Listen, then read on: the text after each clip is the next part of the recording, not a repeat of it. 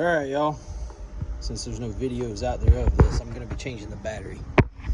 My little dash-mounted wireless remote right here for my power pole. Helps if you have a little pick of some sort, or you can even use your knife blade, whatever. Doesn't really matter.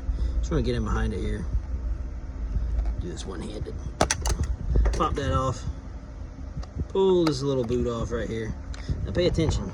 The way this comes out, or you're up and you're down, will obviously not line up, or anyway, just pay attention to the way it comes out. Make it simple. Now, what holds this little board in, before you gotta take it out to get the battery out, so there's little tabs here in the top. You gotta get under that, pop it back, and then that pulls out. Battery comes right out the side, just like so.